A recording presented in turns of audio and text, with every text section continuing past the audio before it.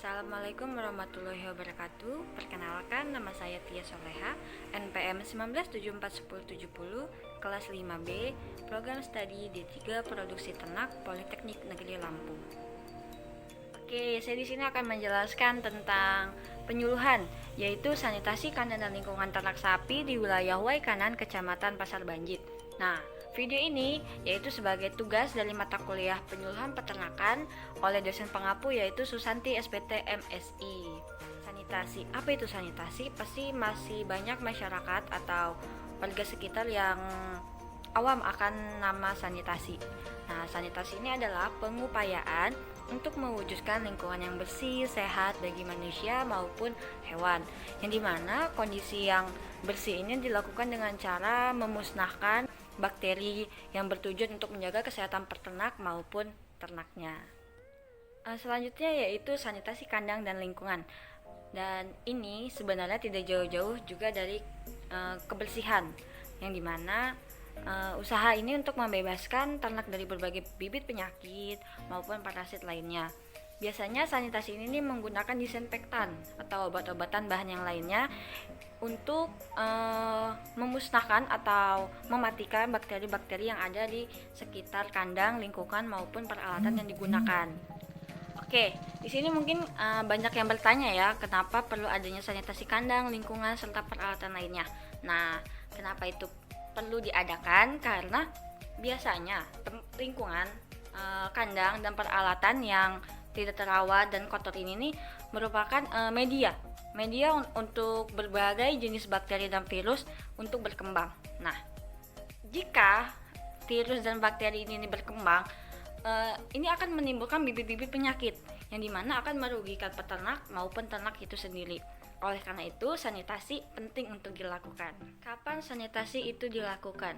Sanitasi itu bisa dilakukan secara rutin dengan minimal 2 kali sehari. Kenapa? Karena kita harus mencegah dan selalu mewaspadai bagaimana caranya si bakteri atau virus ini tidak selalu ada di sekitar peternak maupun si ternak. Karena kesehatan ini penting banget untuk si ternak itu sendiri. Bahkan ke peternaknya pun berpengaruh. Karena jika si sapi ini atau ternak ini nih mengalami sakit atau menimbulkan penyakit-penyakit lainnya, yang ada si peternak ini akan mengalami kerugian. Misalnya yaitu dengan si sapi sakit, mengalami kekurusan, kurangnya nafsu makan, dan lain sebagainya. Gunanya sanitasi itu sendiri bisa untuk memperbaiki, mempertahankan, dan mengendalikan kesehatan pada ternak maupun peternak. Nah, dapat juga mengurangi potensi kerugian yang tadi telah saya jelaskan sedikit. Kenapa mengurangi potensi kerugian? Yaitu tadi, jika ternak ini mengalami sakit atau memiliki penyakit-penyakit lainnya, ini akan berpengaruh dalam penjualannya ataupun ke si ternak itu sendiri. Ternak itu bisa tidak nafsu makan, bisa mengalami kelemasan, tidak aktif, dan lain sebagainya. Nah, ini yang harus kita waspadai, yang harus kita hati-hatikan. Karena bagaimana caranya, kita harus memastikan bahwa ternak kita itu dalam keadaan sehat semua. Jadi saat kita proses penjualan, konsumen pun menyukai dengan sapi-sapi yang akan kita jualkan ini.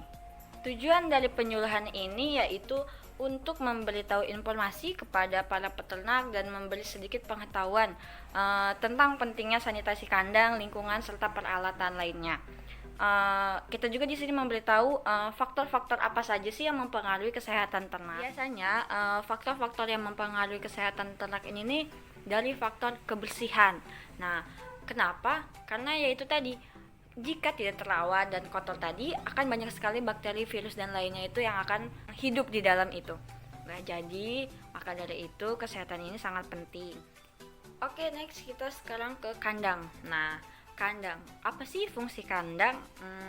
Fungsi kandang menurut Sarono 2012 yaitu yang pertama, memudahkan dalam pemeliharaan seperti pemberian pakan, pemberian minum, serta pembersihan atau pembuangan feses dan kotoran lainnya. Yang kedua yaitu sebagai pelindung ternak dari hewan-hewan yang mengganggu atau yang mengancam si ternak-ternak ini. Yang ketiga yaitu sebagai tempat tinggal agar ternak-ternak ini terlindungi dari panasnya matahari, cuaca hujan, serta suhu yang dingin. Nah, setelah kita mengetahui fungsi kandang, di sini kita juga harus mengetahui nih persyaratan kandang itu apa aja. Menurut Farida SM dan Kaharudin 2010, yang pertama dari segi teknik, segi ekonomis, segi kesehatan seperti ventilasi atau pembuangan kotoran dan lainnya, yaitu keefektifannya, harganya pun tidak usah yang terlalu mahal, karena dengan harga yang terjangkau tetapi kuat itu juga diperbolehkan. Dan kita juga harus memperhatikan jarak kandang sapi dengan pemukiman itu kurang lebih 10 meter. Kenapa? Agar tidak menimbulkan bau-bau yang tidak sedap, karena kita tahu sendiri kotoran hewan, kotoran ternak, terutama kotoran sapi ini akan menimbulkan bau yang nyengat yang membuat warga sekitar ini tidak nyaman karena bau itu tadi. Karena kalau kita telah mencium bau-bau yang tidak sedap, pasti warga sekitar akan mengkomplain karena bau-bau itu akan mengganggu mereka. Selain bau pun mungkin warga sekitar akan terganggu akan keberisikan dari suara-suara sapi, karena yang kita ketahui sapi sering bersuara ya, karena jika dia lapar atau kehausan atau gelisah dan lain sebagainya, pasti ternak ini akan bersuara. Nah, biasanya bersuaranya mereka tidak sebentar, pasti lama. Nah, ini akan membuat warga sekitar ini akan keberisikan jika antara kandang dan pemukiman ini terlalu dekat. Dan kita juga harus memastikan bahwa kandang-kandang ini harus tetap terkena sinar matahari. Terus kita juga harus memastikan sirkulasi udaranya. Kita juga harus memperhatikan kelembapan dan suhunya yang ada di kandang, karena itu akan membuat nyamannya si ternak ini. Jika tidak nyaman, si ternak ini juga akan mengalami kegelisahan, stres dan lainnya, dan ini juga dapat menimbulkan penyakit-penyakit akan memuncul. Nah, di sini juga saya akan menjelaskan nih perbedaan disinfektan dan disinfeksi itu apa. Nah, disinfektan itu bahan kimia yang digunakan untuk mencegah terjadinya infeksi atau pencemaran zat klinik seperti virus, bakteri, mikroorganisme lainnya. Nah, sedangkan disinfeksi yaitu proses pemusnahan atau pencegahan untuk membebaskan segala bentuk zat klinik yang dimana kita ini membunuh mikroorganisme tersebut dan bakteri-bakteri lainnya, sehingga rantai penularan penyakit ini berpotensi kecil.